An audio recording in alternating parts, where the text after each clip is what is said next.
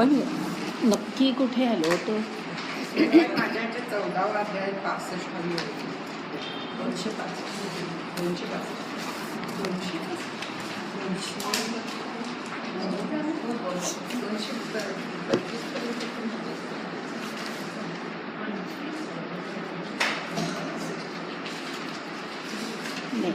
नाही, 265 तर नाही. नाही, मी सांगते आपण त्याच्या आधीचा श्लोक सगळे पाहिले होते. 11, 12, 13, 14, 15, 40 श्लोक ते सगळे आपण पाहिले होते. ते पाहिले. त्याच्यानंतर पुढे ज्या ओव्या आहेत, हां आता मला आठवलं की त्याच्या पुढे ज्या ओव्या आहेत ना, त्या ओव्या अशा प्रकारच्या आहेत की ज्याच्यामध्ये सत्व रज तम ह्या तिन्ही गुणांचं एकत्र असं की ते गुण असताना काय माणसाचे लक्षणं कशी असतात आणि ते गुण ज्याच्यामध्ये सत्वगुण आहे किंवा रजोगुण आहे असंच वर्तन ज्याचं होत असतं त्या गुणानुसार, अशा वेळेला जर मृत्यू आला तर पुढचा जन्म कुठला लागतो. इथे आपण ह्या गोष्टीला सुरू नाही 14वा अध्याय आपला चालू. 224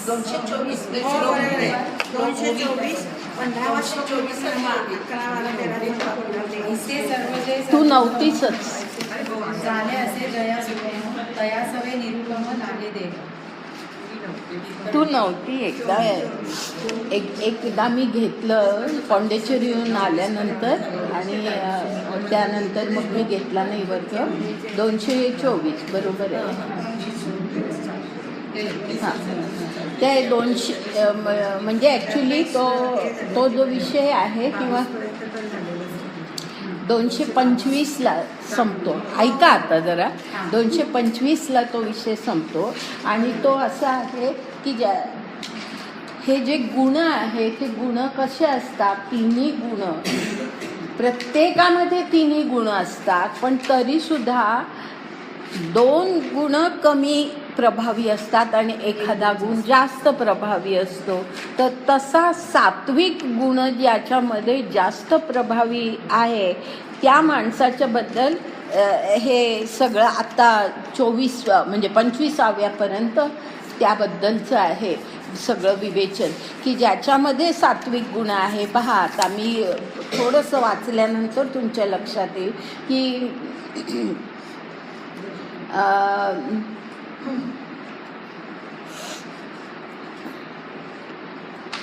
अगदी म्हणजे पहिल्यांदा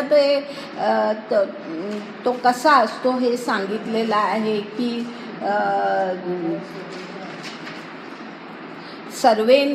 सहावी ओवी आहे पहा.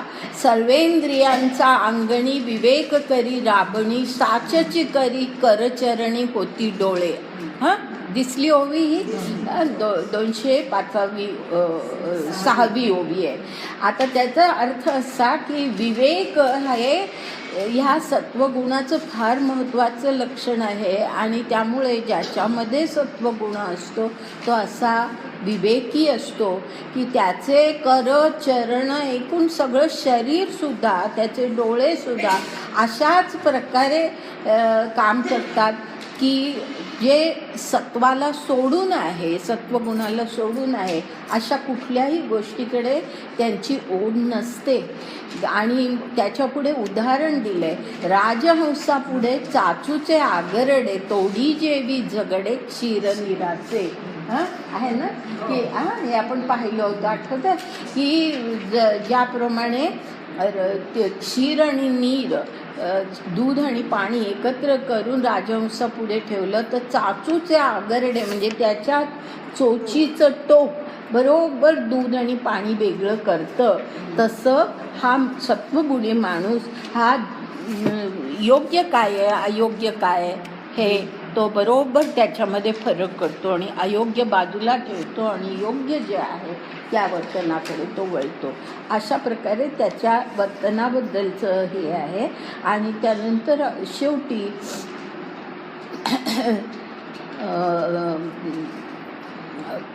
ह्याचं असं वर्णन आहे की असा माणूस ज्या वेळेला त्याचा मृत्यू होतो, सत्वगुणी माणसाचा मृत्यू ज्या वेळेला होतो त्यावेळेला मग तर काय होणार, तर तो पुढचा जन्म जो काही त्याला लाभेल तो अशाच प्रकारे लाभतो की पुढेही तो सत्वगुणीच असतो, पुढच्या जन्मामध्येही त्याचा तो सत्वगुण कायम राहतो. अशा प्रकारे त्याचं म्हणजे पुढचा जीवनक्रम हा जो शेवटी पूर्वीसारखा किंवा त्याहीपेक्षा अधिक चांगला अशा प्रकारचा होतो. म्हणजे सत्वगुणी माणूस हा मृत्यूनंतरही पुढच्या जन्मामध्ये तसा सत्वगुणीच राहतो. अशा प्रकारचं हे वर्णन आहे की जे ह्या 25व्या किंवा 24व्या ओवीशी थांबतं. त्याच्या आधी पहा, हे आठवेल तुम्हाला की हे असा माणूस जो असतो तो सगळं ही 23वी ओवी बघा. पै महदादी परिपाटी विचारुनी शेवटी विचारूढ पोटी विचारास सकट आहे. हा, विचारा सकट पोटी झिरोनी जाय. तर तो त्याच्यानंतर म्हणजे महद ह्याचा अर्थ प्रकृती, सगळी प्रकृती बाजूला सारून तो शेवटी त्याच्या मृत्यूनंतर तो काय आहे तर तो झिरोनी जाय. कशामध्ये झिरोनी जाय हे मी सांगितलं होतं, आठवतं? हां, ब्रह्मामध्ये मुद्दाम सांगितलं होतं मी की तिथे ब्रह्म हा शब्द नाही आहे, पण तो अभिप्रेत आहे. तो जिरूनी जातो, तो लय पावतो. कशामध्ये लय पावतो तर ब्रह्मामध्ये तो लय पावतो. आणि म्हणून ह्या ओवीमध्ये ब्रह्म हा शब्द नसला तरी पुढच्या ओवीमध्ये त्याचं स्पष्टीकरण कसं येतं तेही मी स्पष्ट केलं होतं. 36 सदतीसावे 24 25 तिन्ही नुरोनी स्वभावे चतुर्थ जे हे जे आहे आठवत आहे ऐकलेलं की 36 गुण म्हणजे गुण नव्हे, क्षेत्र आणि क्षेत्रज्ञ हे जे आपण पाहिलं तर क्षेत्राची जे काय म्हणतात गुण वैशिष्ट्य तर हां तत्व तर ती जी तत्व आहे ती 36 मानलेली आहेत वेदांतांनी आणि गीतेनी. 36 तत्व क्षेत्र म्हणजे आपलं शरीर प्रकृती ह्याची 36 तत्व मानलेली आहे. आणि मग 37वं काय आहे तर ब्रह्म. आठवतं ना हे सांगितलेलं मी, तर 37वं ब्रह्म आहे.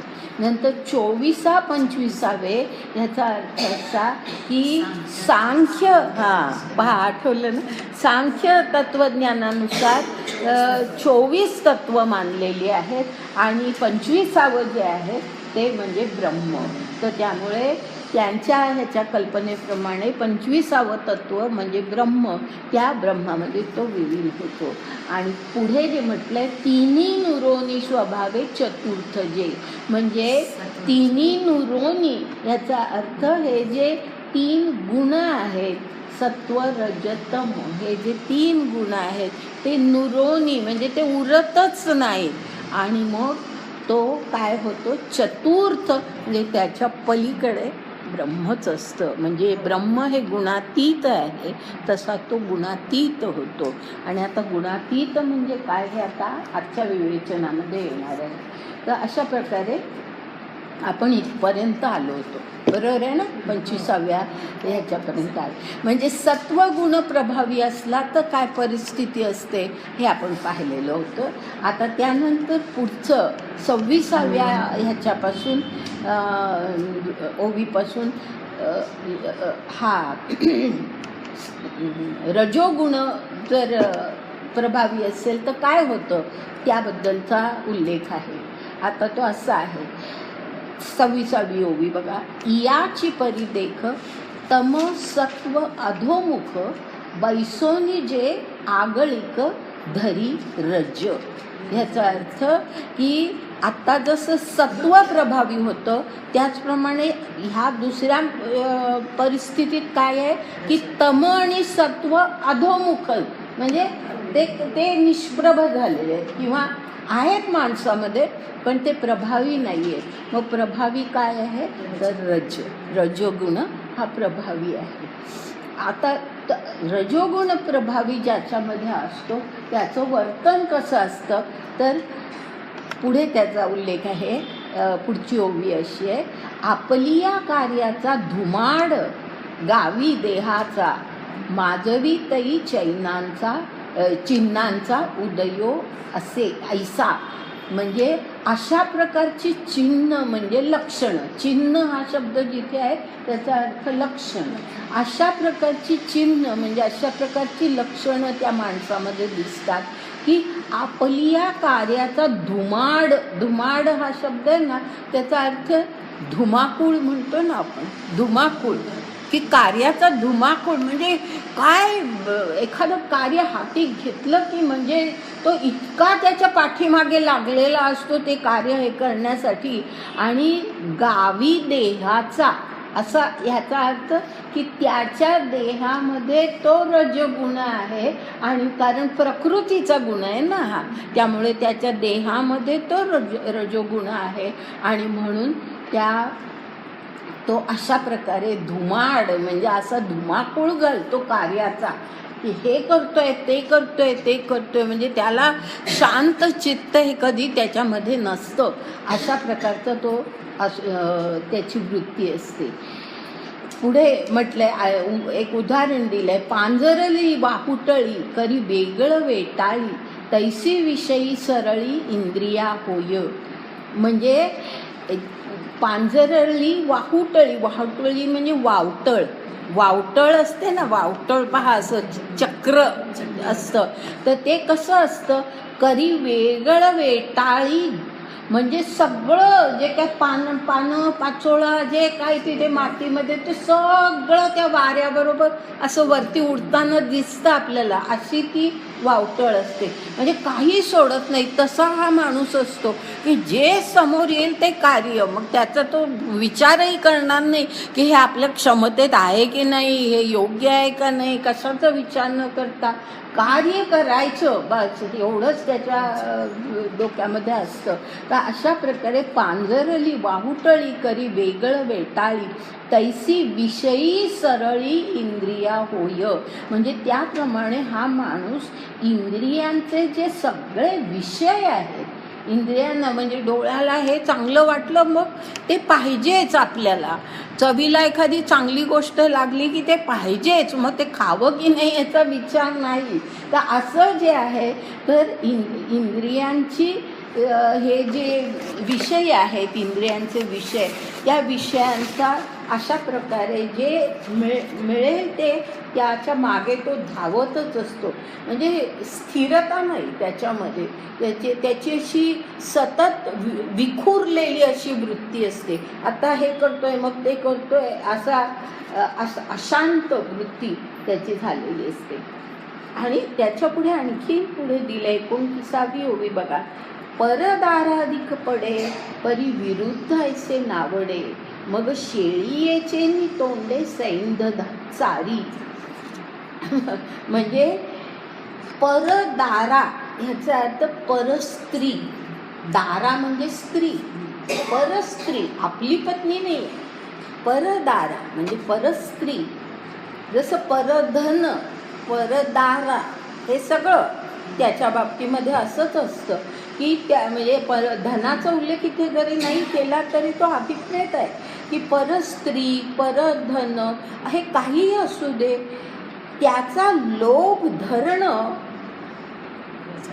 हे योग्य नाही असं त्याला कधी वाटत नाही.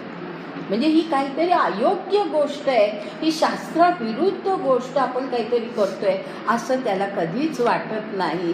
तर अशा प्रकारे तो जे काही त्याला वाटेल, मनात जे काही येईल त्याप्रमाणे तो वागत असतो. आणि म्हणून पुढे त्याला हे दिलंय, शेळीचे नि तोंडे सैंद चारी. म्हणजे शेळी असते ना, एकदा का सोडली तिला मोकळी की इकडे चरते तिकडे चरते तिकडे चरते, असं सरळ काय एकाच ठिकाणचं गवत खाते असंही नाही आहे. तसं ती ज्याप्रमाणे चरते त्याप्रमाणे हा माणूस असतो की त्याला प्रत्येक गोष्ट जीवनामध्ये त्याला जी सुखाची वाटते ती हवी असते. तर हा ठायवरी लोभू करी स्वैरत्वाचा राबू, बेताळिता अलाभू ते उरे. ह्याचा अर्थ असा की जे काही इतका लोभ सगळ्या बाबतींमध्ये त्याच्या मनामध्ये असतो की त्यामुळे त्याचं वर्तन कसं असतं, स्वैर वर्तन, स्वैरत्वाचं राबू म्हटलंय. म्हणजे त्याच्यामध्ये स्वैरत्व असतं की तो विचारही करत नाही की आपण जे करतोय हे योग्य आहे की नाही, याचाही तो विचार करत नाही. असं स्वैर वर्तन, कुठेही योग्य अयोग्याचा विचार पण नाही, अशा प्रकारचं वर्तन तो करतो. आणि पुढे म्हटले वेताळिता अलाभू ते उरे. म्हणजे असं जणू काही ती शेळी अशी चरते, इकडे थोडं खाल्लंय तिकडे थोडं खाल्लंय तिथे थोडं खाल्लंय, जे थोडंसं तिने न खाता उरलंय ना, तसं त्याच्या बाबतीत असतं की त्याच्या खाण्यामध्ये त्याच्यात खाणं असं नव्हे, पण त्यांनी लोभ ज्याचा धरला नाही आणि जे मिळवलं नाही तेच फक्त उरतं तेवढंच उरतं. बाकी मात्र प्रत्येकामागे तो धावत असतो आणि मिळवण्याचा प्रयत्न करत असतो.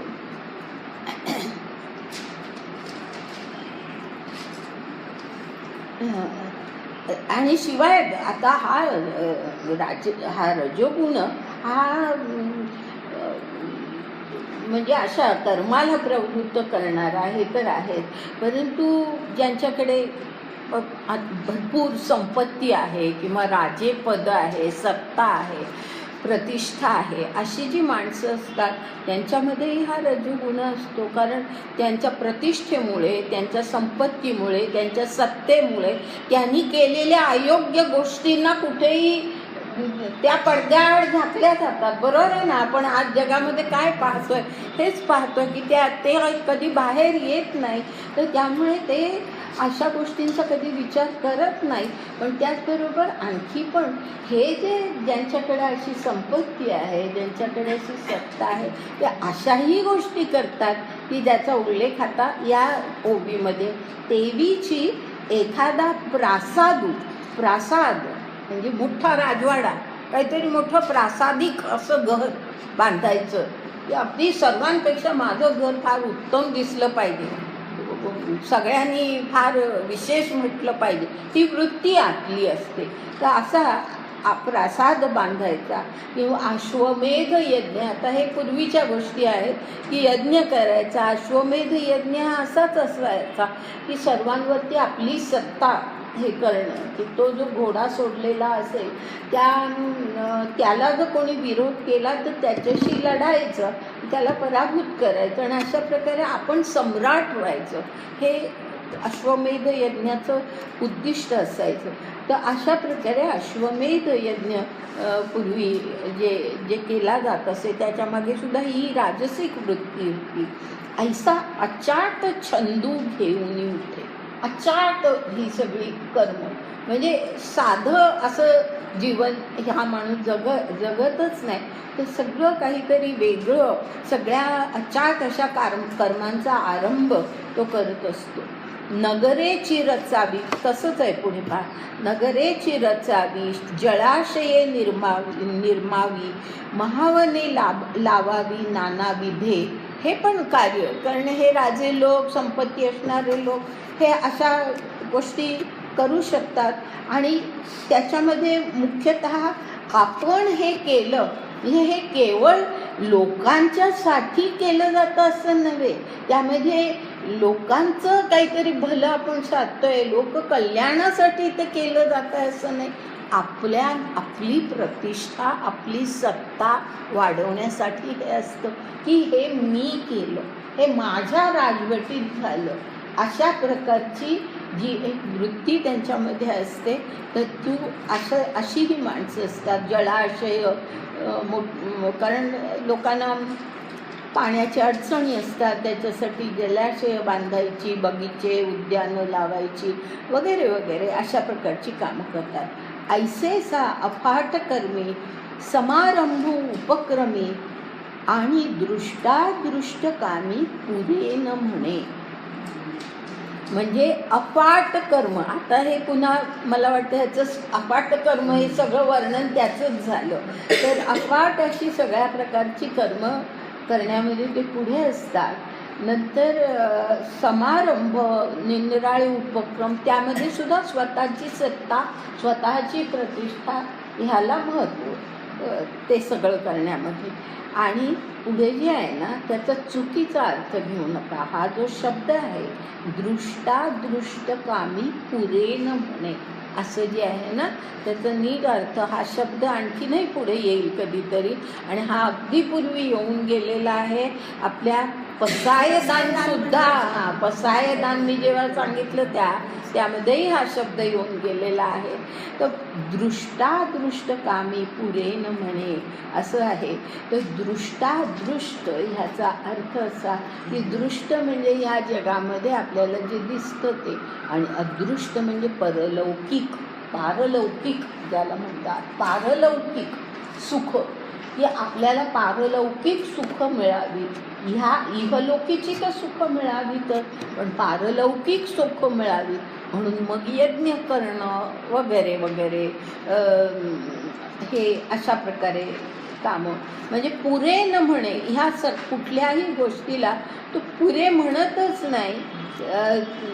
आपल्या सत्तेचा, संपत्तीचा, प्रतिष्ठेचा अशा प्रकारे तो उपयोग करत असतो.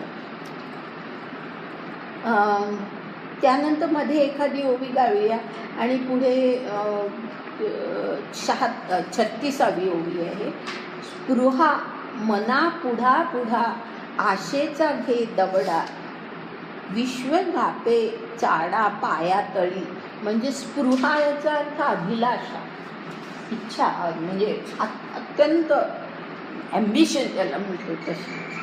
तर अशा प्रकारे स्पृहा म्हणजे अभिलाषा, हे मला करायचं ते मला करायचं, अशा प्रकारची अभिलाषा कायम त्याच्या मनामध्ये असते.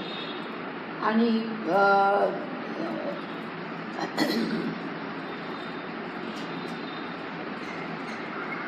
काय पाहिजे का?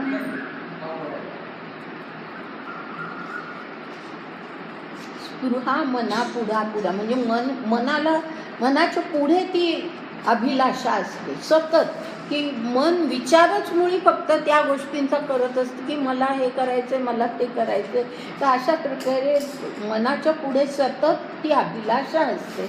आशेचा घे दवडा म्हणजे आशा दवडा ह्याचा अर्थ धाव घेणं. की आशा, अभिलाषा, आशा की नाही हे मला मिळणारच, ह्या प्रकारची आशा. म्हणजे आशा असू नये मनामध्ये असा त्याचा अर्थ नाही. या कुठल्याही गोष्टींचे चुकीचे अर्थ मनामध्ये घेऊ नका.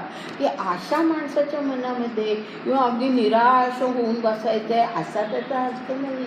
परंतु केवळ काहीतरी त्या आशेसाठी आपण काय करतोय आणि काय करत नाही त्याचा विचारही न करता जे काही केलं जातं त्याचा उल्लेख या ठिकाणी.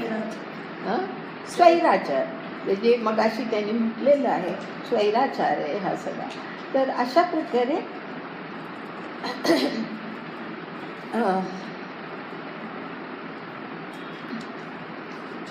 स्पृहा मना पुढा पुढा आशेचा घे दवडा विश्वधापे चाडा पाया तळी. म्हणजे सगळं विश्व त्याला आपल्या पायाच्या खालीच आहे असं वाटत असतं. म्हणजे ह्याचा अर्थ असा की ह्या विश्वातली कुठलीही गोष्ट मला अशक्य नाही, हा त्याचा अर्थ. पायातळी आहे म्हणजे काय, मी सहज करू शकतो.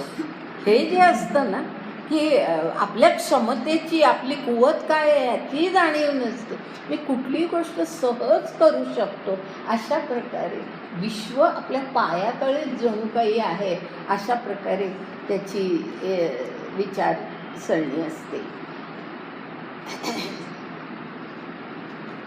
इत्यादी वाढता रजी ये चिन्हे होती साजी आणि ऐशा समाजी वेचे जरी देह. आता हे समजलं असेल ना की अशा प्रकारे ही रजोगुण वाढत वाढत जात असतो. ही चिन्ह, ही लक्षणं ही जीवनामध्ये त्या माणसाच्या दिसत असतात, सतत दिसत असतात. आणि अशा परिस्थितीमध्ये असा रजोगुणी माणूस, राजसिक सगळं त्याचं जीवन असताना ज्या वेळेला वेचे जरी देह म्हणजे त्याचा जर देहांत झाला तर मग पुढे काय ते आता पुढे सांगितलं.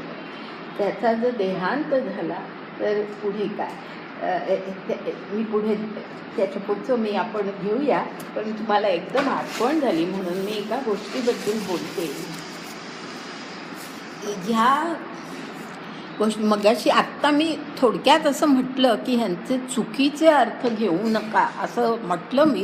पण मला आणखी स्पष्टपणे ह्या गोष्टी सांगायच्या आहेत की राजसिक, आता हे जर आपण सगळं वर्णन वाचलं तर आपल्याला असं वाटतं की ज्या माणसामध्ये राजसिक गुण असतो तो माणूस अगदी स्वैराचारीच असतो अशी आपली एक हे असते धारणा.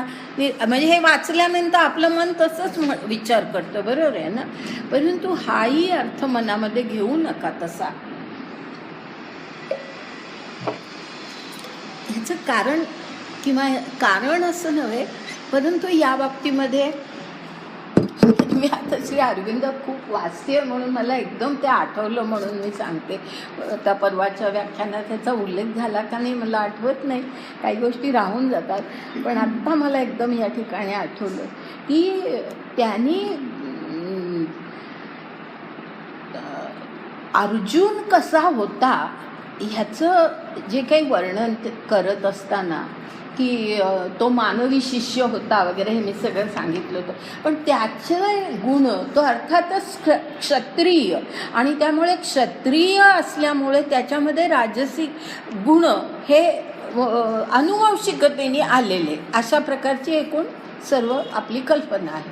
तर अशा जो आहे तर आता हे जे सगळं वर्णन आपण पाहिलं, आता हे अर्जुनाला लागू होतं का अशा दृष्टीने आपण विचार केला तर अर्जुन असा नव्हता. अर्जुन हा स्वैराचारी नव्हता किंवा युधिष्ठिर हाही स्वैराचारी नव्हता. दुर्योधन होता, दुःशासन होता. म्हणजे क्षत्रिय असला म्हणजे तो स्वैराचारीच असतो असं नव्हे. आणि म्हणून ह्या बाबतीमध्ये श्री अरविंदांनी इतकं सुंदर वाक्य त्यांचं आहे त्यांच्या पुस्तकामध्ये गीतेवरच्या की त्यांनी असं म्हटलेलं आहे की आदर्श क्षत्रिय कसा असतो. केलं होतं मी, सांगितलं होतं.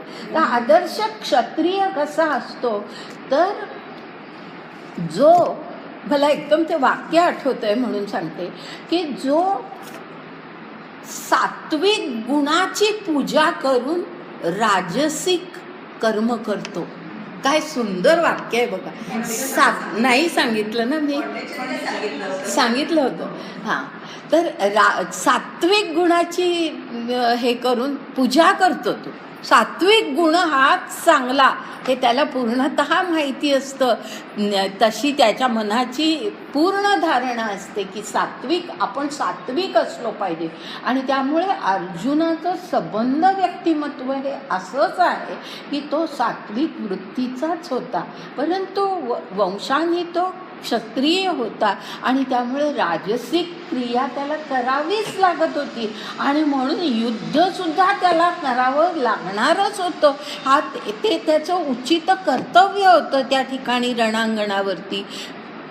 त्यालाही आता कितीतरी मोठी पार्श्वभूमी आहे त्याच्यामध्ये मी पडत नाही, पण ते कर्तव्य त्यांनी करणं आवश्यकच होतं.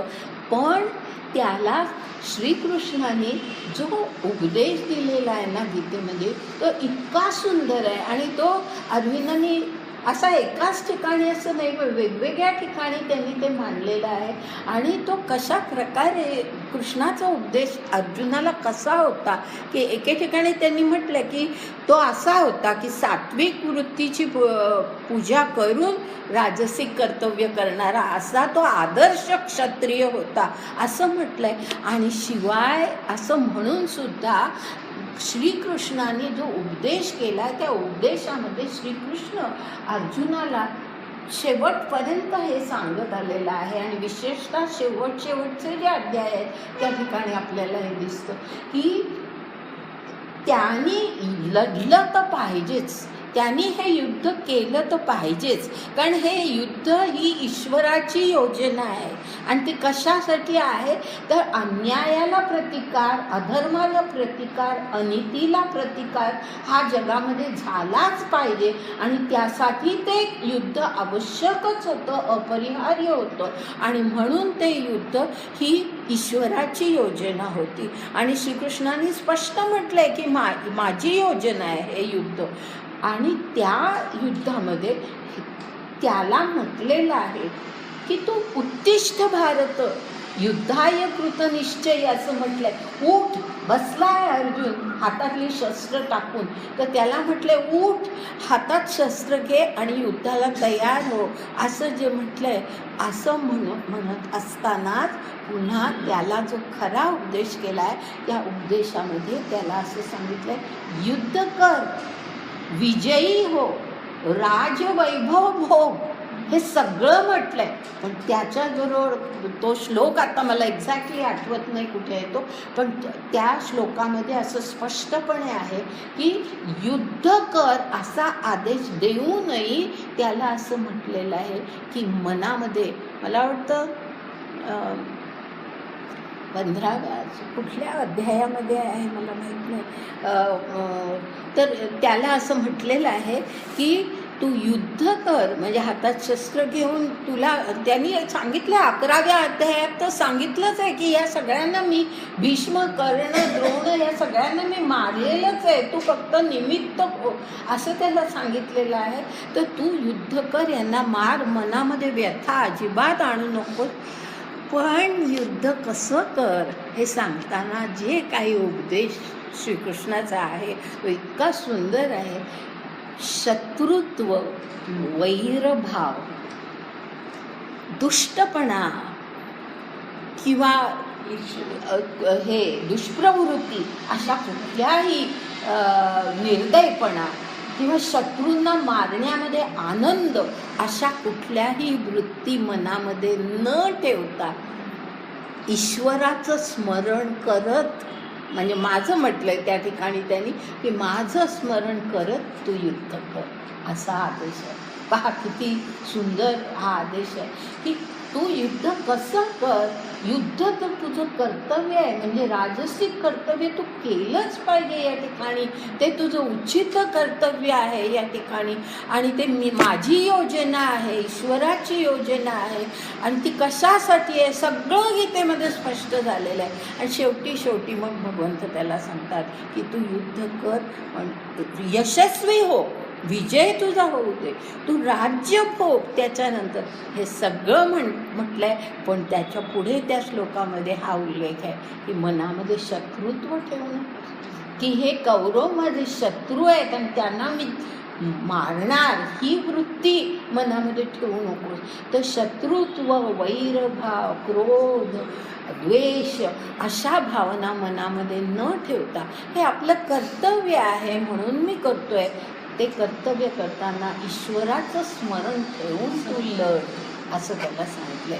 किती वेगळं, म्हणजे लढणं हे युद्ध करणं ही तसं, कारण ह्या सगळ्या गोष्टींचा अतिशय ह्या असल्या गोष्टींवरती आणि म्हणून आपल्या संस्कृतीवरती सो कॉल्ड बुद्धिवादी माणसं टीका करतात, पण त्यांना गीता समजलेलीच नसते असं माझं म्हणणं आहे. की त्यांना गीता समजलेलीच नाही आहे. गीता जर तुम्ही नीट समजावून घेतली तर तुम्हाला हे स्पष्ट होतं की कुठेही मनात द्वेष नको बाळगू, ईश्वराचं स्मरण मनामध्ये ठेव ही ईश्वराची योजना. त्याचं केवळ तू निमित्त मात्रम भव सव्यसाची असं म्हटलेलं आहे. तू केवळ निमित्त हो आणि हे कर्तव्य आहे तुझं तेवढं तू कर असं त्याला म्हटलेलं आहे. तर अशा प्रकारे शत्रुत्व नको, मनात वैरभाव नको, तेवढं हे तेच श्री अरविंदांनी फार सुंदर शब्दामध्ये सद्भावना मनात ठेवून सद्भावना सुद्धा नाही, भावनाच नाही, हे आपलं कर्तव्य आहे. सद्भावना जी असते ना ती कित्येक वेळेला कर्तव्याच्या आड येते. लक्षात घ्या, अर्जुनाच्या मनामध्ये सद्भावना होती ना, त्याच्या मनामध्ये सद्भावना होती की ह्या द्रोणांचा, माझ्या गुरूंचा, माझ्या आजोबांचा मी वध कसा करू, माझ्या आप्तांचा वध कसा करू, हे अनिती नाही आहे का, ही सद्भावना त्याच्या मनामध्ये होती. पण ह्याच सद्भावनेमुळे तो कर्तव्यापासून परावृत्त होत होता. तो कर्तव्य करायला तयार नव्हता. आणि म्हणून जसजसं आपण 18व्या अध्यायाकडे जाऊ त्यावेळेला हे आधी पूर्णतः स्पष्ट होतं की सद्भावना ज्याला म्हणजे अरविंदांनी तर स्पष्ट त्यांच्या पुस्तकामध्ये म्हटलंय की अर्जुनाने युद्धाला जो नकार दिलाय हे त्याच्या सद्गुणांचं प्रदर्शन नसून त्याच्या आध्यात्मिक धैर्याचा अभावाचं लक्षण आहे. असं अगदी एक्झॅक्टली असं वाक्य आहे त्यांचं. हे सद्गुणांचं दर्शन नाही आहे त्याच्या. म्हणून मी म्हटलं की ही सद्भावना नव्हे, सद्भावना नाही, आपलं हे कर्तव्य आहे त्याच्यामध्ये सद्भावना नाही. आता ज्या मारताना सद्भावना कशी असेल मनामध्ये, कोणालाही मारत असताना आपल्या मनामध्ये सद्भावना असूच शकत नाही. तर सद्भावना पण नाही, परंतु हे कर्तव्य या ठिकाणी मला करायचं आहे. आणि म्हणून मी तिथे ह्याला सांगितलं होतं पहा, महाभारतामध्ये असं एक धर्मव्याधाची गोष्ट सांगितली होती, मी आठवते ना की ती महाभारतामध्ये एक धर्मव्याधाची गोष्ट आहे. आणि ती अशा प्रकारची की व्याध म्हणजे शिकारी की जो शिकार करतो, जनावरांना पकडतो आणि त्यांना मारतो आणि ते मांस विकून त्या पैशा किंवा जे काही त्याला मिळतं त्याच्यावरती तो उदरनिर्वाहाचं त्याच्यात साधन असतं. असा एक व्याध त्याच्याकडे, म्हणजे अशा प्रकारचं कर्म करणारा एक व्याध त्याच्याकडे, असा तो प्रसंग आहे महाभारतातला. त्याच्याकडे एक अत्यंत उच्च म्हणजे अध्ययन, अध्यापन, वेदाचं ज्ञान, सगळं जे काही धर्मज्ञान ज्याला म्हणतात ते सर्व पूर्ण ज्याच्यामध्ये आहे असा एक ब्राह्मण माणूस त्याच्याकडे येतो, त्या धर्मव्याधाकडे येतो आणि त्याला असं म्हणतो की तू मला सांग की कर्म कसं करावं हे तू मला शिकव. कर्माचा खरा अर्थ काय आहे हे तू मला शिकव. म्हणजे हे इतका ज्ञानी माणूस अशा माणसाकडे येतो, व्याध जो आहे त्याच्याकडे येतो आणि त्याला धर्मव्याध म्हणून त्याच्या पाया पडतो आणि त्याला म्हणतो की तू मला उपदेश दे की जीवन कसं जगावं, आपली कर्तव्य कशी करावीत. आणि मग असा तो प्रसंग तो थोडासा पुढे आहे. आणि मग तो सांगतो की माझं काम आहे हे, मला हे केल्याशिवाय माझा उदरनिर्वाह होणार नाही. आमच्या म्हणजे वंशपरंपरेने आपल्याकडे धंदे चालत आलेले असं, तर त्यामुळे माझं हे काम आहे, मला ते केलंच पाहिजे. परंतु मनामध्ये कुठलाही भाव नाही की तो त्या प्राण्याची हत्या करताना सुद्धा निष्ठुर भावना मनामध्ये नाही. सद्भावना तर असूच शकत. तर अशा प्रकारे भावना नाही, भावना न ठेवता, कारण भावनाच आपल्यामध्ये आपल्या कर्तव्याच्या आड येतात. त्या भावना ज्या असतात त्या कर्तव्याच्या आड येतात. आणि म्हणूनच जो 18व्या अध्यायातला फार महत्त्वाचा श्लोक आहे, सर्व धर्मान परित्यज्य मामेकम शरणं व्रज.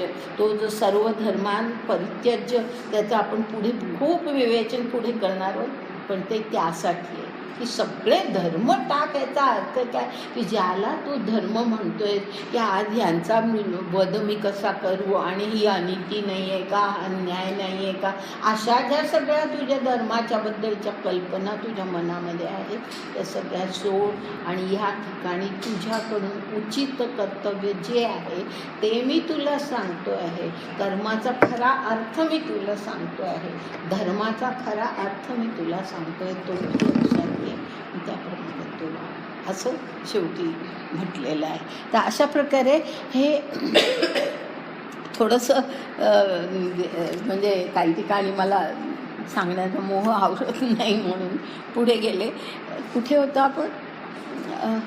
तरी 38 तरी आगवाची ही परिवारीला हां देहांत जो झाला, असा रजोगुण असताना जर माणसाचा देहांत झाला तर मग तो माणूस त्याचं काय होतं पुढे? तर त्या बाबतीमध्ये असं म्हटलं आहे, तरी आघवाची ही परिवारला आणि देही रिगे परी योनी ही मानुषीची. म्हणजे आघवाची ही म्हणजे हे जे सगळे रजोगुण त्याच्यामध्ये आहे त्याच्या सकट परिवारला आणि देही म्हणजे त्याच्या देहामध्ये हे जे सगळे स्थित आहेत सगळे रजोगुण, त्या सगळ्यासह तो पुढच्या जन्मामध्ये जातो आणि योनी त्याला मनुष्य योनीच प्राप्त होते असं तिथे म्हटलेलं आहे. म्हणजे मग पुढेही तो तशा प्रकारचाच माणूस होतो. आणि ह्याचं आणखी थोडं वर्णन पुढे आहे आणि ते असं आहे, मधल्या एखादी ओवीमधली 1-2 ओव्या गायते आणि 42वी ओवी घेते. 42.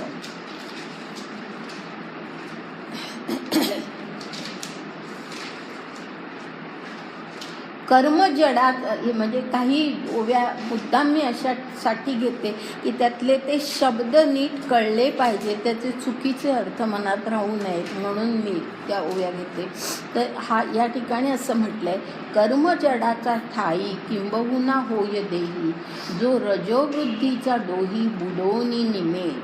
म्हणजे तो कसा असतो की त्याचं जे त्याला जो देहांत त्याचा झालेला आहे तो अशाच अवस्थेमध्ये झालेला आहे की कर्म जडाच्या ठाई किंबहुना होय देही असं म्हटलेलं आहे.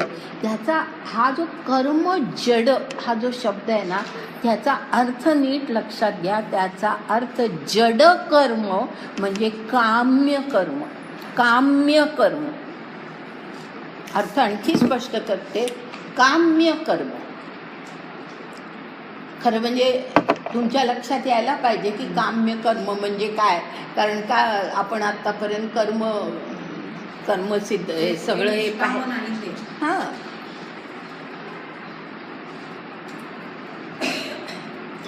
म्हणजे मनामध्ये कुठल्याही इच्छा वासना ठेवून की मला हे कर्म केलं की मला हे फळ मिळालं पाहिजे अशी इच्छा धरून आपण जेव्हा कर्म करतो ते जड कर्म असतं, ते काम्य कर्म असतं. बरोबर आहे. तर असं कुठलंही जड कर्म ज्याला म्हटलंय तेव्हा त्याचा अर्थ काम्य कर्म म्हणजे कामना मनामध्ये ठेवून वासना मनामध्ये ठेवून ज्या वेळेला कर्म केलं जातं त्यावेळेला ते जड कर्म असतं. तर कर्म जडाचा ठाई किंबहुना होय देही म्हणजे त्याच्या एकूण सगळ्या प्रकृतीमध्ये, देही याचा अर्थ त्याच्या सगळ्या प्रकृतीमध्ये तो रजोगुण इतका मुरलेला असतो की तो शेवटी रजोवृद्धीचा डोही बुडोनी निमे. म्हणजे रजोवृद्धीचा डोह म्हणजे काय म्हणतात, विहीर.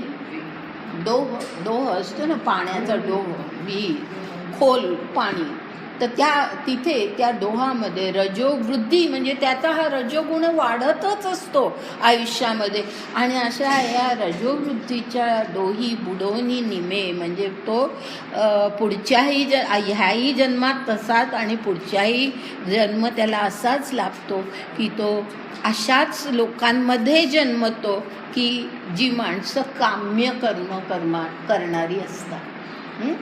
हा अर्थ आहे हा तिथे की तो अशा घरामध्ये जन्मतो की जी माणसं त्या घरातली माणसं काम्य कर्म करणारी असतात की काहीतरी इच्छा धरून कर्म करणारी असतात. या इच्छेसाठी हे फळ मिळावं म्हणून मी हे कर्म करतो अशी म्हणजे निष्काम कर्म हे ज्यांना माहितीच नाही, ज्यांच्या कधी जीवनात नाही, अशा लोकांमध्येच त्याचा जन्म होतो. लोकांच्या कुळामध्ये तो जन्मतो. आता हे झालं रजोगुणाचं वर्णन. त्यानंतर आता पुढे आहे तमोगुणाचं हे पुढच्या ओळी 43वी ओळी. मग तैसाची पुढती रजसत्व वृत्ती गिळोनी ये उन्नती तमोगुण. आलं लक्षात ना? हां, की तमोगुण कसा असतो तर रज आणि सत्व ह्यांना निष्प्रभ करून केवळ तमोगुण ज्या वेळेला उन्नत होतो अशी परिस्थिती जी असते ती म्हणजे त्या माणसामध्ये तो मग तमोगुणी माणूस असतो. तैची जिये लिंगे देहीची सबाह्य सांगे तिये परीस चांगे श्रोत्र बळे. म्हणजे भगवंत आता अर्जुनाला म्हणतायत की अशा माणसाची, असं जो तमोगुणी माणूस असतो त्याची लक्षणं काय असतात. लिंगे याचा अर्थ लक्षणं. त्याची लक्षणं काय असतात हे मी देहीची सबाह्य म्हणजे केवळ बाह्य वर्तनातली नव्हे, त्याच्या अंतरिश सबाह्य म्हणजे आंतरिक आणि बाह्य त्याची लक्षणं कशी असतात. म्हणजे आपण तो माणूस विचार कसा करतो, त्याचं मन कसं कार्य करतं हे झालं आंतरिक. बुद्धी कशी कार्य करते हे झालं आंतरिक. आणि तो वर्तन कसा करतो हे झालं बाह्य. तर सबाह्य असं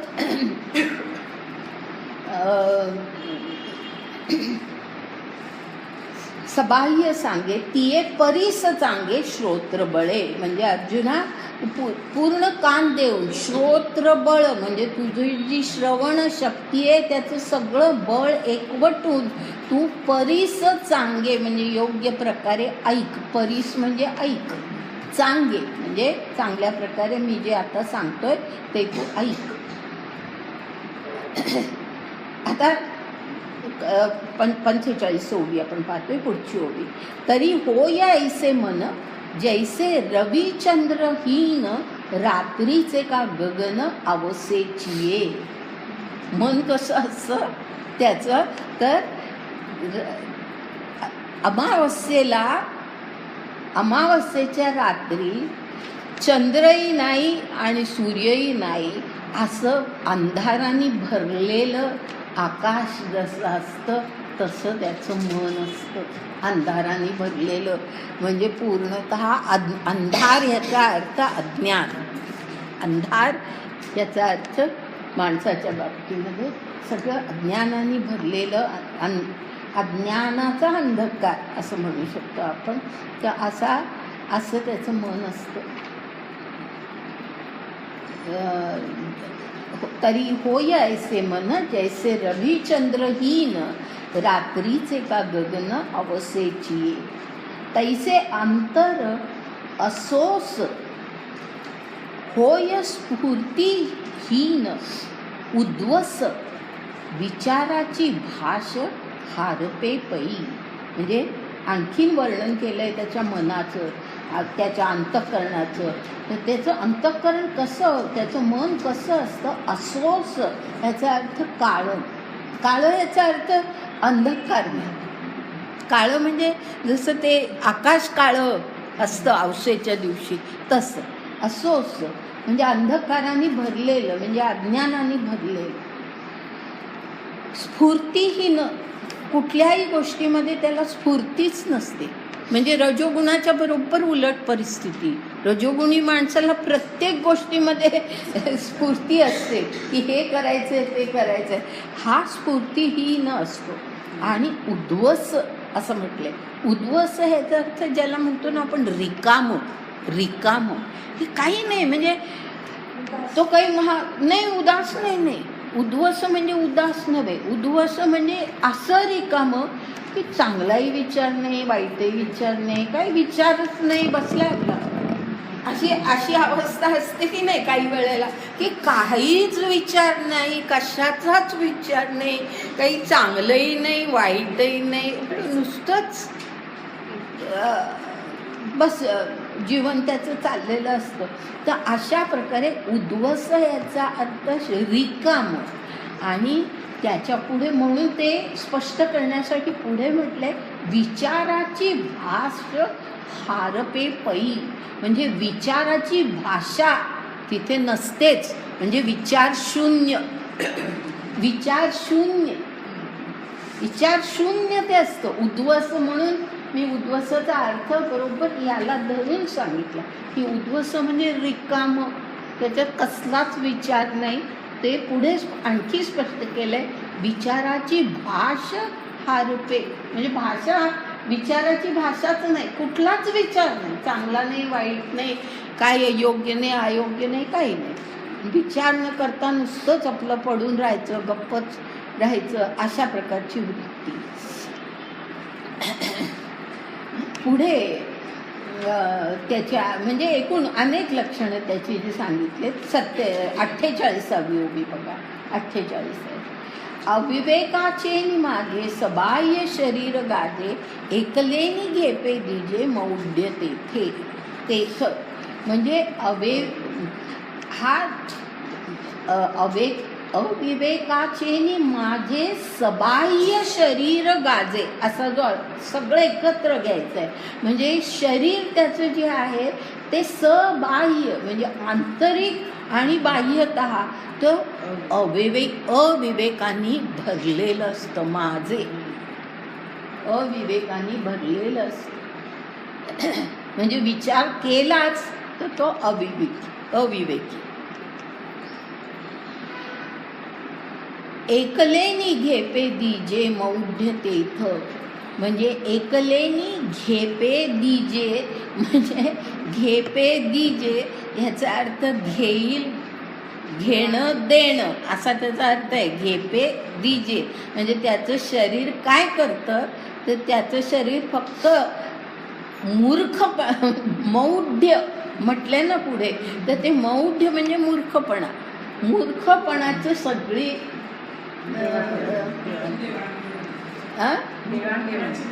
देवाणघेवाण. का देण्यातही मूर्खपणा, घेण्यातही मूर्खपणा, अशा प्रकारे मौढ्य ते. मधली एक ओवी सोडा, ही मधली ओवी सोडते एवढ्यासाठी की हा फार पूर्वीचा काळ आहे आणि मला अशा गोष्टींचा उल्लेख करायला आवडत नाही. की म्हणजे स्पष्ट सांगते, ओवी न वाचता सांगते की त्यांनी असा एक उल्लेख ज्ञानदेवांनी केला. हा ज्ञानदेवांचा काळ आहे. प्रत्येक ग्रंथामध्ये ना त्यांच्या काळामध्ये जी परिस्थिती असते ती काही प्रमाणामध्ये आपल्याला दिसते. तर तसा त्यांच्या काळातला हा उल्लेख आहे, हे एवढंच आपण लक्षात घ्यायचं. ह्या ठिकाणी त्यांनी असं म्हटलेलं आहे की जसं हे काय म्हणतात महारवाडा,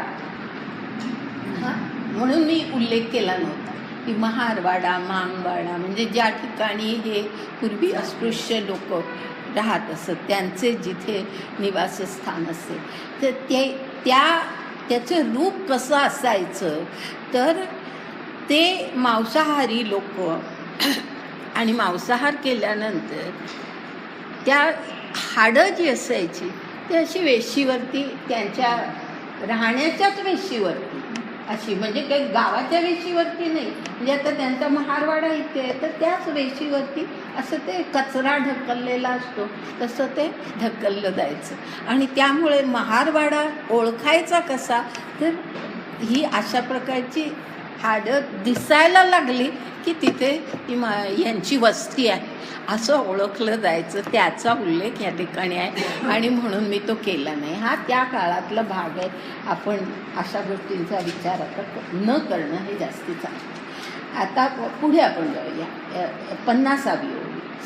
पाही आणिकही एक दिसे जे दुष्कृती चित्त उल्हासे अंधारी देखणे जैसे डुडुळाचे. म्हणजे डुडुळ म्हणजे घुबड. घुबडाला जसं फक्त रात्रीच दिसतं, घुबडाला रात्री दृष्टी येते, त्याचप्रमाणे ही माणसं कशी असतात तर दुष्कृत्य काही करायचं असलं की त्यांना भयंकर उत्साह येतो. हां, आलं लक्षात ना? म्हणून ती उपमा देऊन किंवा ते उदाहरण देऊन ते ही गोष्ट सांगितली की घुबडाला रात्रीच दिसतं, एरवी दिवसा त्याला दिसत नाही. हां, तर तसं ही माणसं जी असतात ते दुष्कृत्य करायचं आहे म्हटलं की त्यांना सगळं बळ येतं, त्यांना सगळा उत्साह येतो. अशा प्रकारची ही माणसं असतात. पुढे आता तैसे निषिद्धाचे नावे भलतेही भरे हावे तिये विषयी धावे घेती कर. आता कळलं असेल ना, सहज कळलं असेल की काही निषिद्ध गोष्ट करायची आहे की जी समाजाला मान्य नाही, अशा प्रकारची कुठली अयोग्य गोष्ट करायची आहे तर लगेच ह्यांना हाव सुटते ती गोष्ट करण्याची. कधी एकदा आपण ते करतो असं त्यांना वाटतं. तिये विषयी धावे घेती कर म्हणजे यांचे हात लगेच पुढे येतात असं एकूण वर्णन आहे. त्यानंतर मग पुढे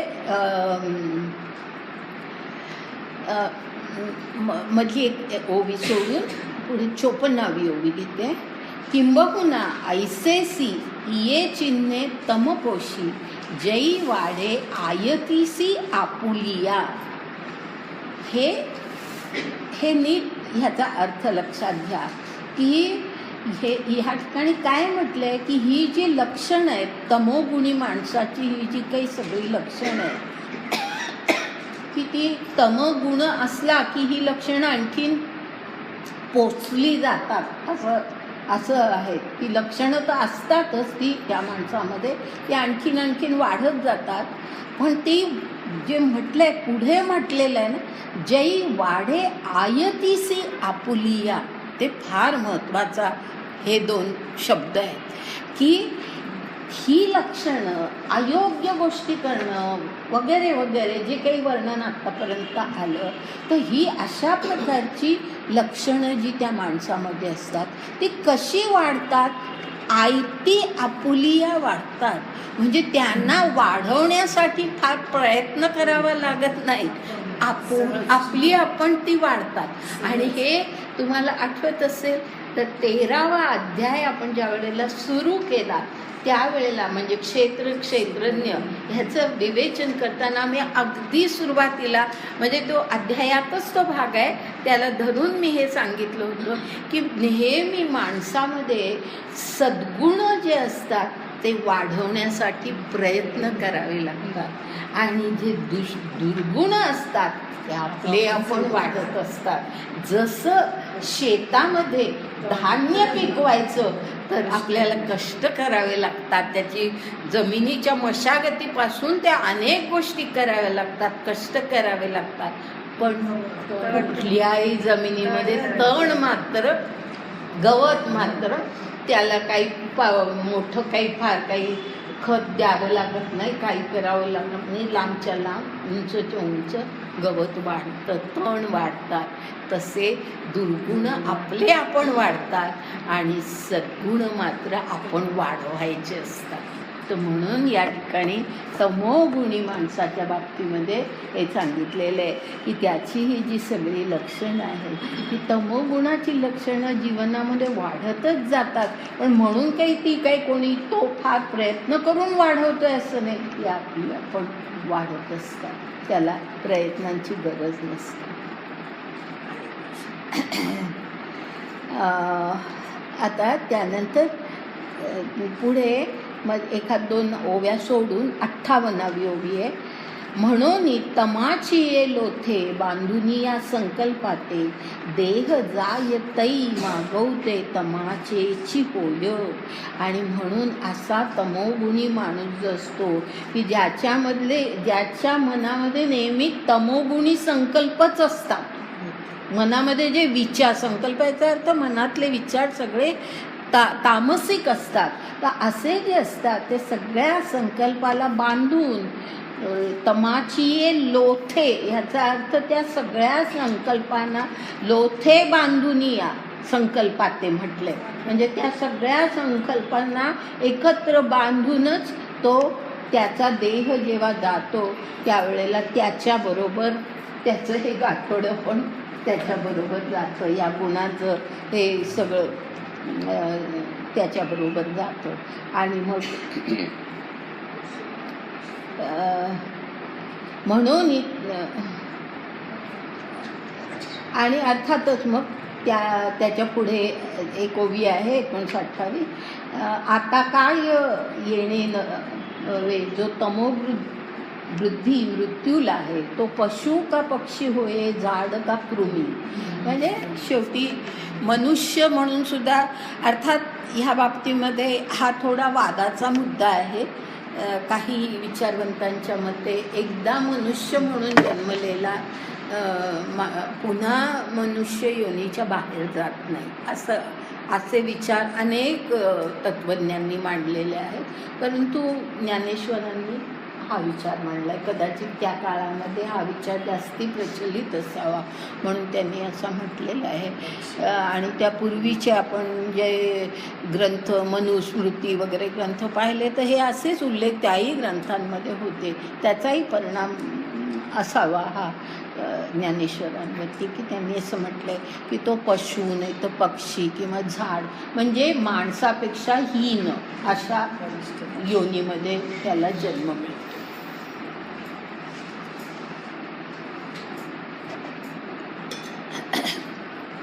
पुढे आता 16वा श्लोक.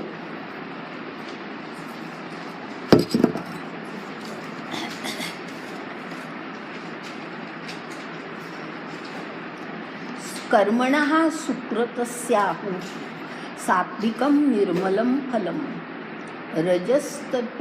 रजसस्तु फलम दुःख. ते दुःख जे आहे ना ते दुःखम असं घ्या. म्हणजे लिहायचं असेल तर दुःखम असं लिहा.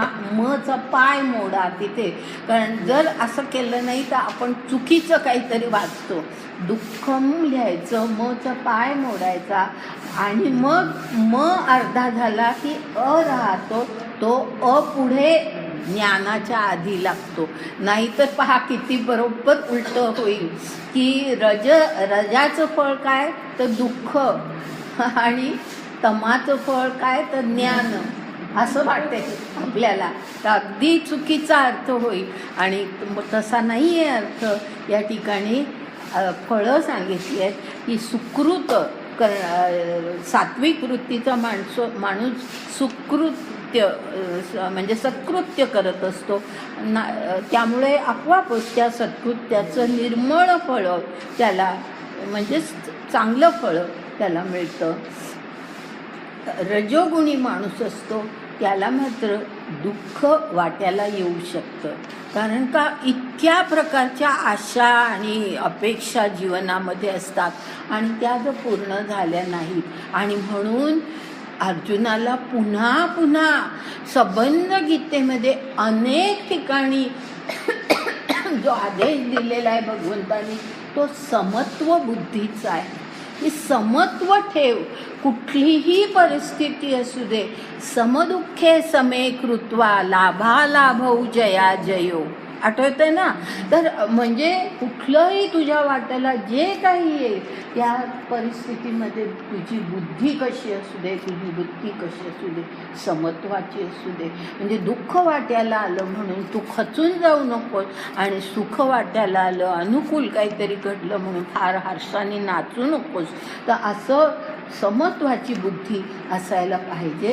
आणि म्हणून या ठिकाणी असं म्हटलेलं आहे की दुःख वाट्याला येतं म्हणण्याचं कारण असं की अपेक्षा खूप असतात. मी हे करीन, मी ते करीन, म्हणजे कुठल्याही बाबतीमध्ये की हे करणं अयोग्य आहे. आता त्यांनी हे सांगितलं की परदारा परस्त्रीची सुद्धा हाव जर माणूस धरत असेल आणि ते तर त्याच्या पुढे जर काही आणखीन गोष्टी ज्या काही घडतील त्याच्यातून दुःख निर्माण होणं शक्य आहे. परधन ह्याची अपेक्षा जर आपण केली तर दुःख निर्माण होणं शक्य आहे. तर आपण करू नये त्या गोष्टी जर माणूस करत असेल तर दुःख निर्माण होणं शक्य असतं. आणि म्हणून इथे म्हटलं आहे की रजोगुणामुळे दुःख निर्माण होतं. आता या बाबतीमध्ये ह्या ठिकाणी उल्लेख नाही आहे, परंतु ना मध्यंतरी एक फार म्हणजे मी या माझ्या या आजारांमुळे अनेक वेळेला काही लेखांना उत्तरं द्यायची इतकी अशी मनात येतात पण माझी राहून जातात. त्यातला एक लेख मला आत्ता एकदम हे बोलताना आठवला. एक लोकसत्तामध्ये एक लेख आला होता आणि नाही बरेच म्हणजे त्या एका पुणे विद्यापीठातला एक प्राध्यापक कोणीतरी, मी नाव बिव नाही आता माझ्या लक्षात, पण ते त्यांच्या आठवड्यात एक दिवशी कधीतरी त्यांचा लेख असायचा आणि त्यांनी असं लेखामध्ये म्हटलं होतं एका लेखामध्ये की आपल्या समाजामध्ये रजोगुणाला अतिशय हे केलेलं आहे, म्हणजे तो चुकीचा आहे. म्हणजे आता इथे जसं म्हटलं की रजोगुणामुळे दुःख निर्माण होतं, ह्याचाच अर्थ काय दुसरा ज्याला हे काहीही माहिती नाही, गीता समजलीच नाही, तो माणूस काय घेईल की रजोगुणी नसावं. बरोबर आहे, पण तसं गीता म्हणत नाही. म्हणून मी मगाशी अर्जुनाचं मुद्दाम उदाहरण दिलं किंवा अरविंदांच्या विचारांचा उल्लेख केला की सात्विक वृत्तीची पूजा करून राजसिक कर्तव्य करणं हा आदर्श क्षत्रिय असं त्यांनी म्हटलेलं आहे. तर हे जे आहे तर आपल्या समाजामध्ये आपल्या संस्कृतीमध्ये अशी अपेक्षा होती की माणूस राजसिक वृत्तीचा त्याच्या म्हणजे त्या वंशामध्ये जन्मला आहे, त्याला ती कर्तव्य करायचे, तरीसुद्धा त्याच्या मनामध्ये नेहमी वाईटच विचार असावेत आणि म्हणून त्याला दुःखच प्राप्त व्हावी असं नाही आहे. याची अनेक उदाहरणं म्हणजे अर्जुनाला जसं अर्जुनाचा मी उल्लेख केला तसं आणखी पण एक मी उल्लेख करू शकते महाभारतातले भीष्म ही असं काही व्यक्तिमत्व आहे की अत्यंत पराक्रमाने युद्धभूमीवरती लढून सुद्धा युद्ध संपल्यानंतर रात्री शांतपणे ते ध्यानाला बसत असत. आता शांतपणे ध्यान करणं ह्याला आतमध्ये जर तुमची खळबळ माजलेली असेल तर अशक्य आहे. तुमच्यामध्ये मनामध्ये जर वीरवृत्ती आहे, शत्रुत्व आहे, द्वेष आहे, ह्याला मारीन त्याचा पराभव कर, हेच जर सतत विचार मनामध्ये असतील तर तुम्ही शांतपणे ध्यान करूच शकणार नाही. पण भीष्म करत असत ह्याचा अर्थच म्हणजे एक तेवढं मोठं उदाहरण आहे की राजसिक गुण हा दुःख निर्माण करतो असं या ठिकाणी म्हटलं आहे. पण ते कसं सापेक्ष आहे हे आपण लक्षात घ्यायचं. हे आपल्या वरवर हे ग्रंथ पाहिले जातात आणि अशा प्रकारचे लेख लिहितात आणि लोक ते लेख वाचतात आणि त्यांच्याही मनामध्ये मग तेच निर्माण होतात विचार की हो आपल्या समाजामध्ये राजसिक वृत्ती ही अयोग्य मानलेली आहे. असं मुळीच नाही आहे. तसं असतं तर भगवान कृष्णाने अर्जुनाला युद्ध कर असं सांगितलंच नसतं. राजसिक वृत्ती हीच जर अयोग्य आहे असं जर असतं तर युद्धाचा आदेश त्यांनी दिलाच नसता. तर असं मुळीच नाही आहे. तर त्यामुळे हे जे अशा ठिकाणी असे जे उल्लेख आहेत ते आपण गीता पूर्ण अभ्यासायची असते. गीतेमध्ये अरविंदांनी सुद्धा म्हटलं की गीतेतला कुठलाही एक भाग तुम्ही फक्त तेवढाच त्याचा स्वतंत्रपणे अर्थ घेऊ नका. त्या भागाचा इतर कुठल्या गोष्टींशी संबंध आहे ते विचारात घेऊन तुम्ही संबंध अर्थ लक्षात घ्या असं त्यांनी म्हटलेलं आहे. तर त्यामुळे असा अर्थ हा खरा म्हणजे करायला पाहिजे. पण ह्या आता हे केवळ हे ज्यांनी कोणी जे वाचेल की रजोगुणामुळे दुःख निर्माण होतं, म्हणजे रजोगुण हा योग्य आहे असंच म्हटलं जातं. आणि ही वृत्ती आपल्या समाजामध्ये निर्माण झाली आणि झाली होतीच, आणि म्हणूनच माणसं मग संन्यासी वृत्तीकडे वळत होते. आणि आपण जे काही एवढी वर्ष जे पारतंत्र्यामध्ये काढली त्याचं हे कारण की ह्या सगळ्या गोष्टींचे चुकीचे अर्थ घेतले गेले. खरे अर्थ लोकांनी लक्षातच घेतले नाही की आपल्या ग्रंथांमध्ये जे सांगितलं आहे त्याचा खरा अर्थ काय निघतो हे लक्षात न घेता काहीतरी चुकीचे अर्थ घेतले गेले. आणि मग संन्यास हाच चांगला, हे राजसिक म्हणजे कर्म नको, कर्म करायचंच नाही, कर्म सोडून द्यायचं. येत आहेत परकीय आपलं राज्य घेत आहेत, आपल्याला लुटतायत, पण तरीसुद्धा विरोध न करता आपण जर राहायचं असं, ह्याच्यामुळे आपण केवढं प्रचंड आपलं नुकसान करून घेतलं आहे. तर असं हे नाही आहे राजसिक गुण. म्हणजे त्या लेखकाने असं म्हटलं होतं की म्हणून आपल्याला पारतंत्र्य लाभलं, की आपल्या संस्कृतीने राजसिक गुणाला हीन लेखलं म्हणून राजसिक गुण नष्ट झाला आणि म्हणून असं झालं. तसं नाही आहे, त्याच्या मागे खूप मोठा मागचा पार्श्वभूमी आहे.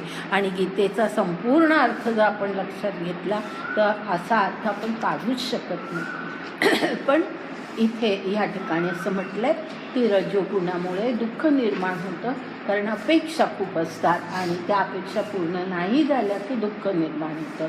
आणि मग अज्ञान हे कशाचं, तमस म्हणजे तमोगुणाचं फळ काय आहे तर अज्ञान. आता बघूया पटकन आपण.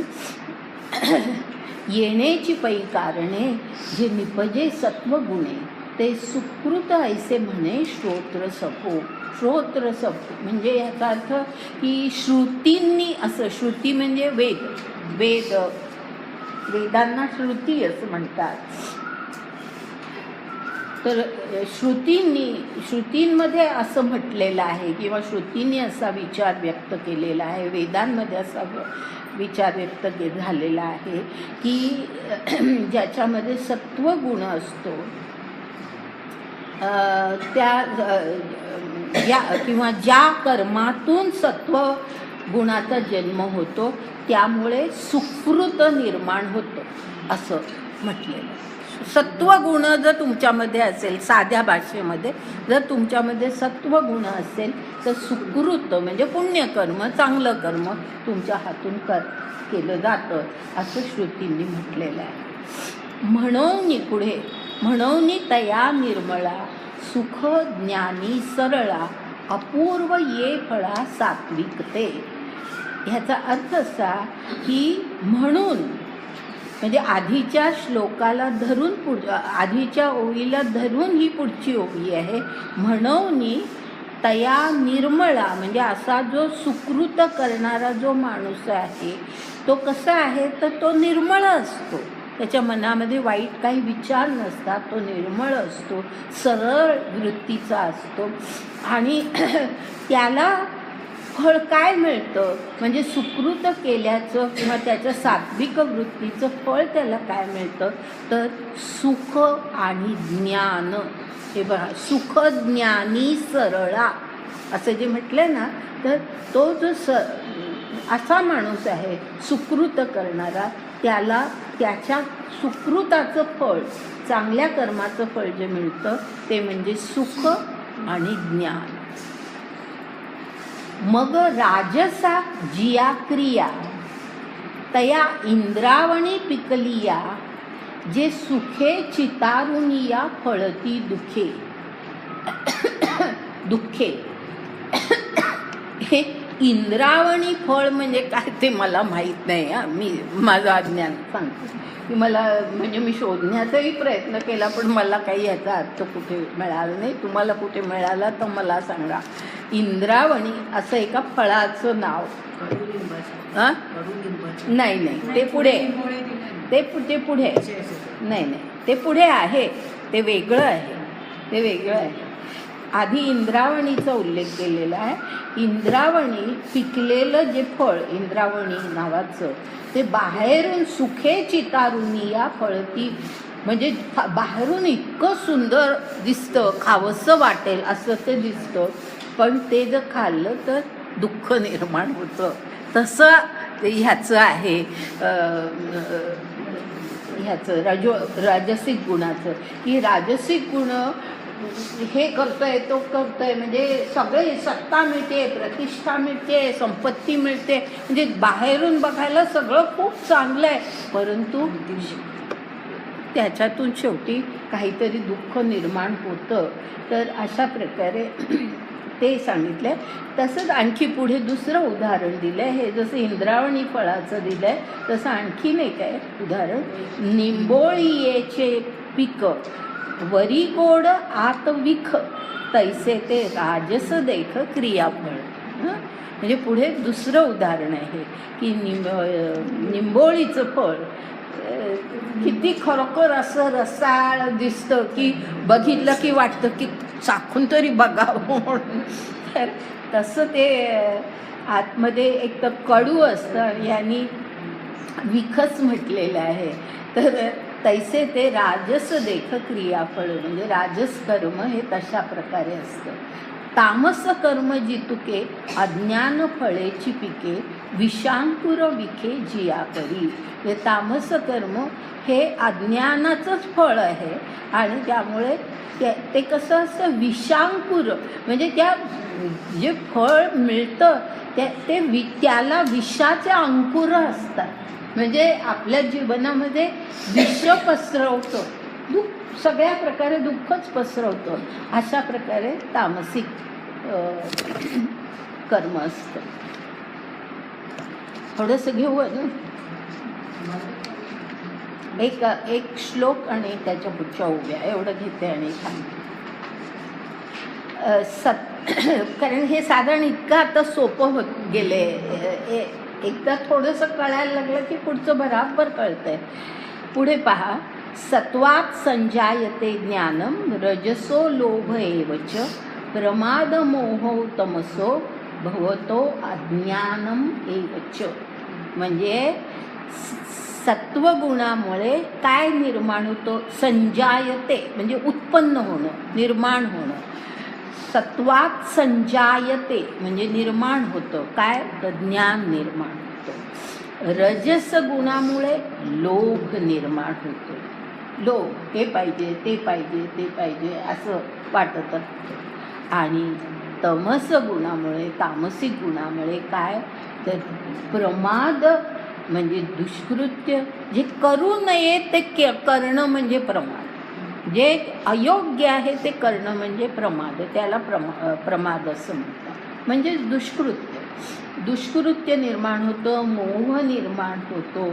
एवढंच नाही तर अज्ञान एवच असं आहे. पुढे शेवट जो आहे ना तिथे त्यात म्हणजे केवळ प्रमाद आणि मोह नाही, तर अज्ञान वाढतच जातं. तामसिक गुणामुळे माणसाचं अज्ञान वाढतच जातं. आता ओव्या पाहूया. म्हणून बा अर्जुना येथ सत्वचे हेतू ज्ञाना जैसा का दीनमाना सूर्य हा पै. म्हणजे ज्याप्रमाणे ते शेवटी जे आहे ना उदाहरण ते आधी घेऊ, म्हणजे ओवी जास्त चांगली स्पष्ट होते.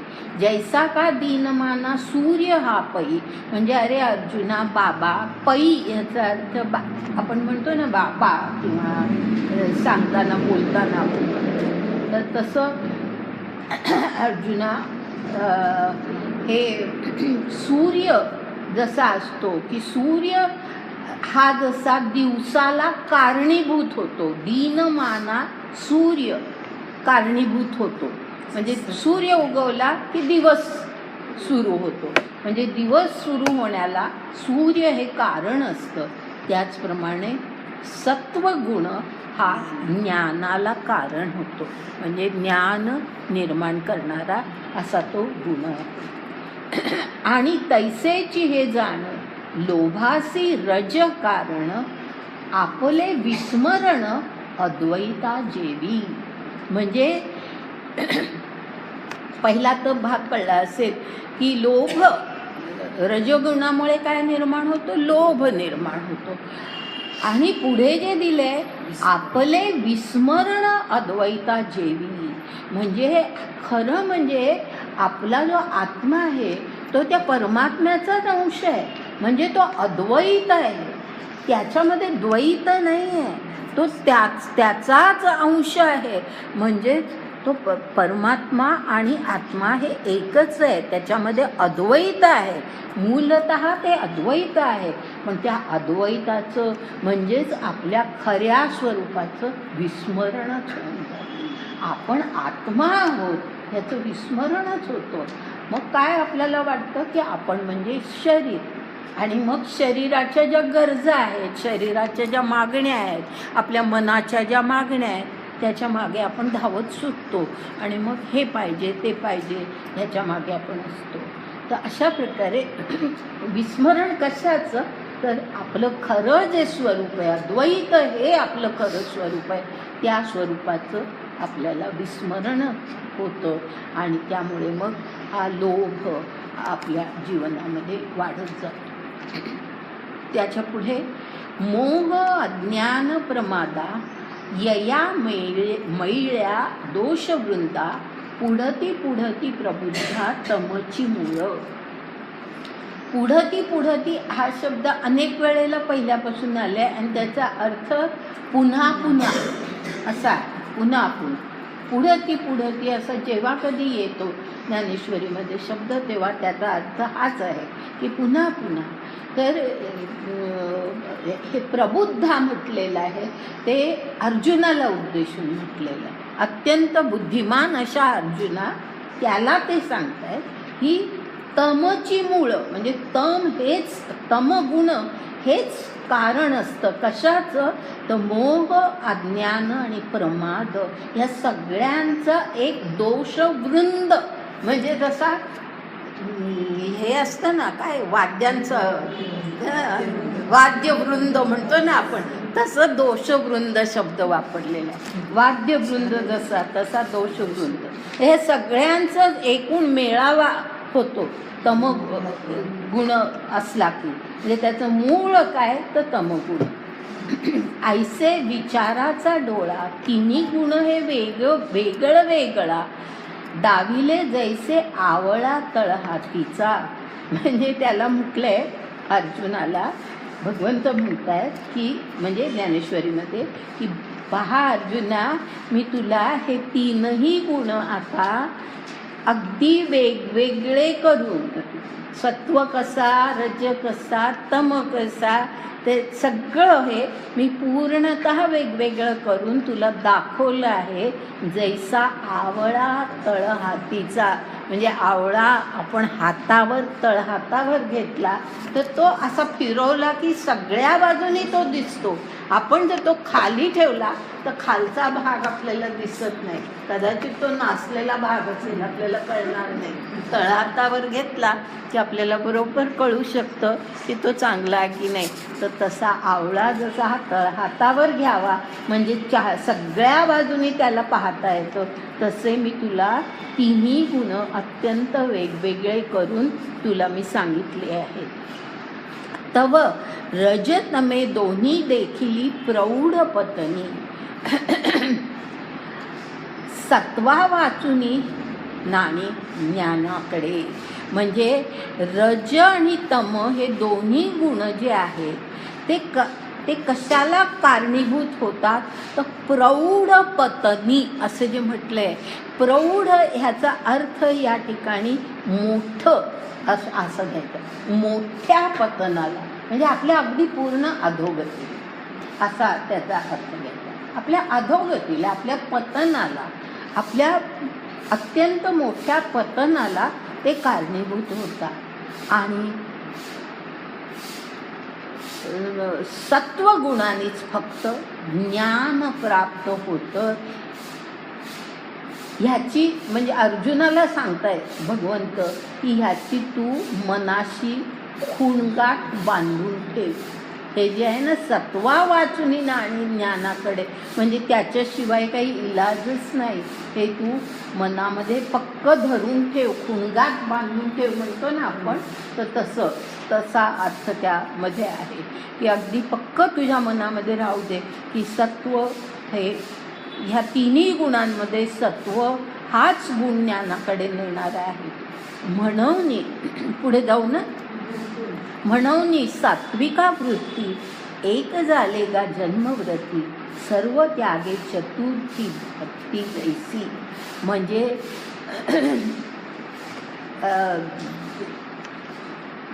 ही सात्विक वृत्ती जी आहे ती अशा प्रकारची वृत्ती आहे की लोक ज्यांना आध्यात्मिक प्रगती साधायची आहे अशी माणसं, त्यांना जन्मव्रती असं म्हटलेलं आहे की ते जन्मभर असं व्रत त्या आचरतात की आपल्यामध्ये सात्विक वृत्तीच असली पाहिजे असं व्रत. एवढा अर्थ त्या सगळ्या शब्दांचा आहे. हां, जन्मव्रती हे सगळ्याला धरून तुम्ही एकत्र वाचा. म्हणून सात्विका वृत्ती एक झाले गा जन्मवृत्ती.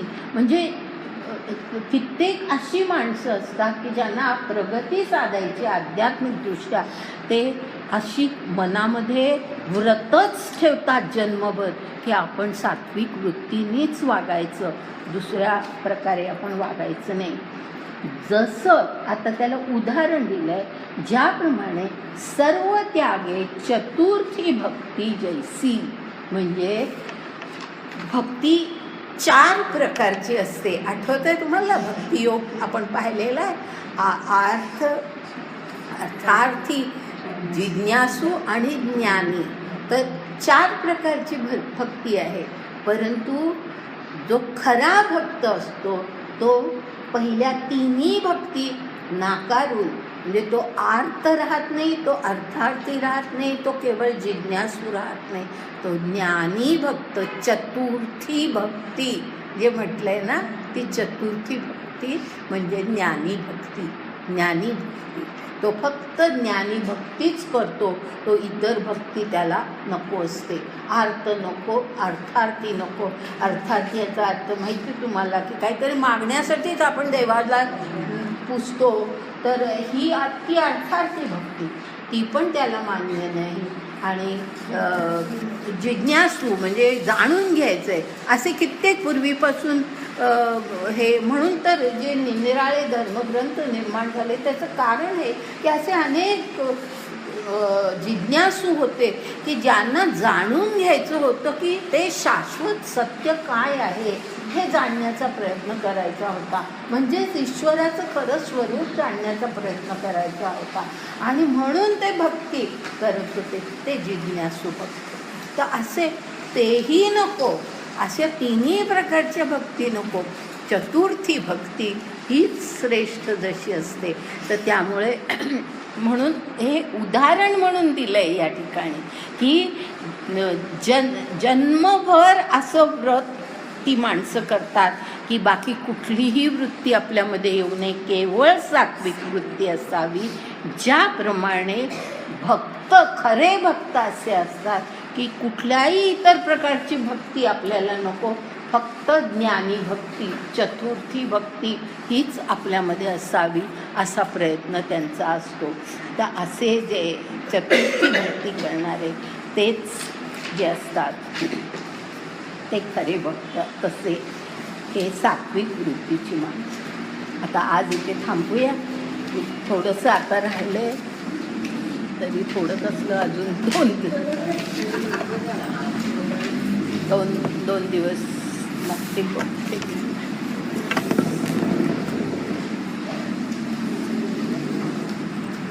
आणि आता ह्याच्या पुढे तोपर्यंत मला माहीत नाही कितपत लोक येत आहेत नाही येत. आता सुट्टीचे दिवस आहेत, पण माझा इलाज नाही, मी वर्ग घेणार आहे. म्हणजे मी बरी आहे तोपर्यंत मी वर्ग घेणार आहे. मलाच काही झालं तर मी सांगू शकत नाही. आणि जे कोणी नाही काही होणार नाही मलाही माहिती आहे. जे कोणी नवीन आले आहेत आणि ज्ञानेश्वरी ग्रुपमध्ये नाही आहेत त्यांना जर तुमची नावं घालायची असली म्हणजे तुम्हाला मेसेजेस मिळत राहतील तर ती नावं हिच्याकडे वंदनाकडे तुम्ही घालून द्या, आज हिला द्या. कारण मला हा प्रश्न आत्ता फार पडला की तुम्हाला कसं कळवावं हे मला कळलं.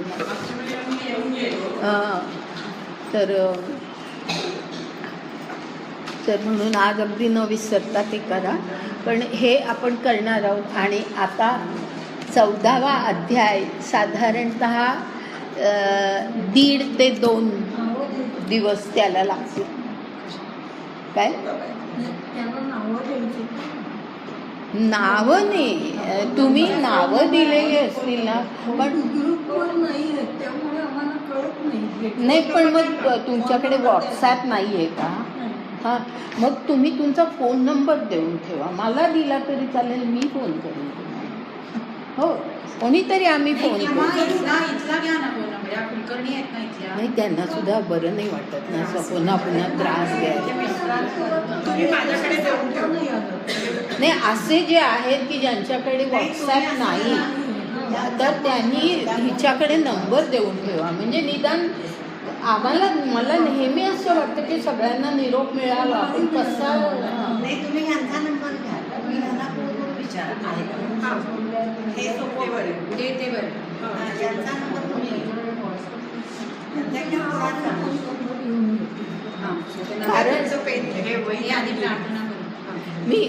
मी मुद्दाम आता सांगण्याचं एक कारण सांगते की आता 14वा अध्याय साधारण 2 तास किंवा 1.5 दिवस म्हणजे अजून ह्याच्या पुढचा. पण त्याच्या पुढे 15वा अध्याय आणि अत्यंत महत्त्वाचा अध्याय आहे. पूर्ण तत्त्वज्ञानाने भरलेला असा अध्याय आहे आणि तो शक्यतो चुकवून. म्हणून मी सांगते की ज्यांना कोणाला आजसुद्धा समजलं नसेल वर्ग सुरू झाला आहे आणि तुम्हाला माहिती आहे त्यांना सांगा की वर्ग सुरू झालेला आहे आणि आता कदाचित 1 ते 2 तासामध्ये 15वा अध्याय. आणि खरं म्हणजे गीतोपदेश जो खरा आहे तो 15वा अध्याय संपला की तिथे खरा तो संपतो. त्याच्या पुढचा जो भाग आहे तो थोडा आणखीन घातलेलाचा भाग आहे. आणि 15वा अध्याय हा अत्यंत महत्त्वाचा आहे, तो नीट समजला पाहिजे. आता पस्सायदान म्हणे तुम्ही म्हणा.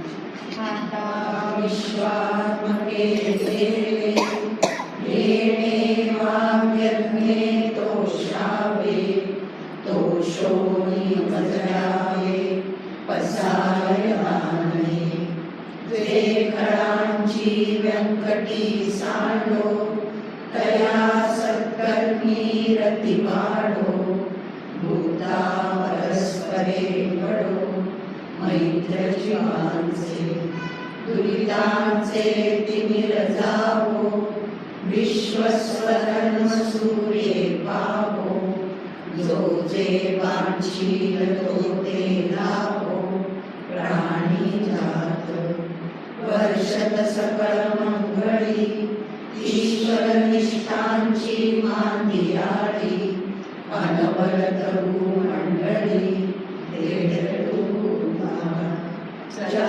कल्पतरूचे आरव चेतना चिंतामणीचे गाव बोलतेचे अर्णव पीयूषाचे चंद्रमेचे अलांछन मार्तंडचे तापहीन ते सर्वाही सदा सज्जन सूर्यदेव होतु किंबहुना सर्वसुखी पूर्ण हो मुनी लोकी बलितो पाहि पुरुषी अखंडित आणि ग्रंथोपजीविये विशेषी योगी दुष्टा दुष्ट विजय ओवादेची तीर्थमणे श्री विश्वेश्वरावो हा होई प्रधान कसावो येणे प्रवे ज्ञान